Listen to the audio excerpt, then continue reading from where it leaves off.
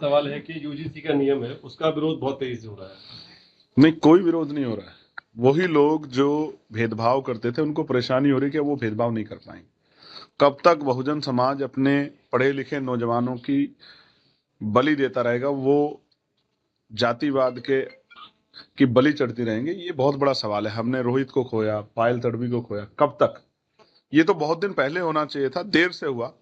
मैं स्पष्ट रूप से कहना चाहता हूं, अगर किसी भी दबाव में सरकार ने 1 इंच भी पैर पीछे हटाने की कोशिश की तो हम आगे किसी रोहित वेमुला की जान ना जाए, पायल तडवी की, तो हम 85% कमजोर वर्ग के लोग, SC ST BC के लोग, हम लोग सड़कों पर उतर के इसका विरोध करेंगे। हम किसी कीमत पे अब अपने बच्चों को हायर एजुकेशन सेंटर में बढ़ने नहीं देंगे। ये बात मैं सरकार को बताना चाहता हूँ। अब इस देश में द्रोणाचार्य के द्वारा एकलव्य का अंगूठा नहीं कटेगा। ये बहुत दिन तक चलता रहा। अभी तो इतने कानून बने हुए हैं, इन्वेस्टिगेशन होती है, सब कुछ होती है। जब आपको अपराधी नहीं कर रहे तो कैसे आपके खिलाफ हो जाएगा?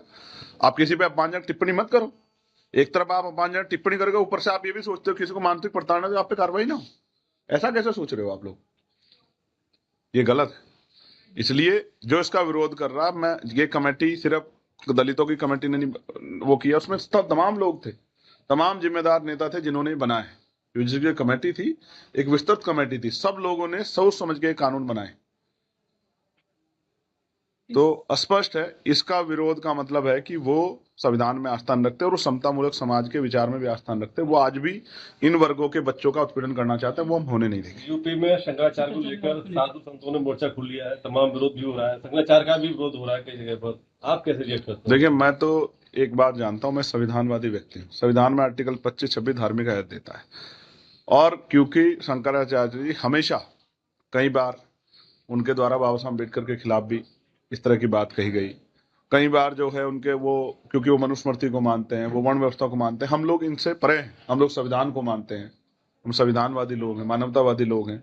हम लोग वर्ण व्यवस्था को नहीं मानते कि कोई जन्म से जो है ऊंचा और कोई जन्म से नीचा हो सकता। कर्म के आधार पर तो हो सकता है, जैसे कर्म आदमी करेगा, लेकिन फिर भी लाख असहमति के बाद भी संविधानवादी होने के नाते, क्योंकि डॉक्टर बाबा साहब अम्बेडकर ने कहा कि जिनको लगता है मैंने सिर्फ एक जाति के लिए काम किया, वो एक बार संविधान को पढ़े तो उनको एहसास होगा कि मैंने हर व्यक्ति को आजादी और बराबर की हिस्सेदारी के अवसर दिए संविधान। उसी आधार पे महापुरुषों को मानने वाले मानवतावादी विचार के आधार पे जो वहां हुआ प्रयागराज में, मैं उसको गलत मानता हूं। इसलिए मैंने स्पष्ट कहा कि सरकार ने गलत किया, सरकार को माफी मांगनी चाहिए। और 27 में क्या करना चाहिए, क्या प्लान निकाला, क्या कहीं से गठबंधन की संभावना? जिस तरह से न्यायपालिका को दबाने का काम सरकार कर रही है, लोगों के मन में आक्रोश। संभल में क्या हुआ? एक जज जिसने निडरता से निष्पक्ष होके ऑर्डर किया, सरकार के एकाधिकार को चुनौती दी, उसका रातों रात ट्रांसफर हो गया। तो पूरे उत्तर प्रदेश के कमजोर वर्गों के लोगों में चिंता है, और अब तक उन्होंने बहुत सारे दलों पर भरोसा किया। 27 में, उसमें 24 में भी किया, 22 में भी किया, 19 में भी किया। अब धीरे धीरे उनका भरोसा और लोगों से कम हो रहा है। अब वो उनका भरोसा आजाद समाज पार्टी की तरफ बढ़ रहा है। आज आपने देखा किस तरह का जन सैलाब आया, वो भी तब जब स्थान 2 दिन पहले बदल दिया गया और कोशिश की गई कि रैली को किस तरह कमजोर कर दिया जाए। लेकिन फिर भी लोगों के प्यार का, मैं आगरा, अलीगढ़, तमाम जो जिले हैं इस तीनों मंडलों के, मैं उन सब का, एक एक कार्यकर्ता का, नेताओं का धन्यवाद देता हूं। और जो बहुसंख्यक बड़े पैमाने पर लोग वहां पहुंचे, माताएं, बहनें, बुजुर्ग, नौजवान, मैं उनको भी बधाई देता हूं कि उन्होंने ऐतिहासिक कार्यक्रम कराया, हमारा मनोबल बढ़ाया। हम उनका हाथ नहीं छोड़ेंगे, हम उनके आंसू पूछेंगे, उनको ताकत देंगे। और जो हमारी पॉलिसियां हैं राजकाज के बाद, एजुकेशन पॉलिसी जिसमें गरीब का बच्चा भी अच्छी पढ़ाई कर सके, हेल्थ पॉलिसी की सबका अच्छा इलाज हो सके, बढ़िया कानून व्यवस्था और रोजगार, पढ़े लिखे नौजवानों को रोजगार मिले, किसानों की आमदनी बढ़े और महंगाई पे डंडा चले और भ्रष्टाचार खत्म हो, हम उस पर काम करते रहेंगे।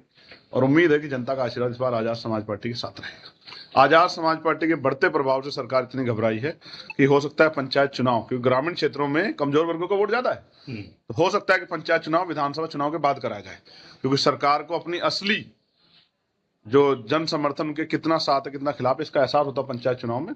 डरी हुई सरकार पीछे पीछे पीछे भाग रही है। ये आजाद समाज पार्टी के बढ़ते प्रभाव की देन है। आपके राज्य की खबरें, आपके शहर की खबरें सबसे पहले जानने के लिए देखते रहें अमर उजाला। चैनल को सब्सक्राइब जरूर कर लें और पाएं हर अपडेट।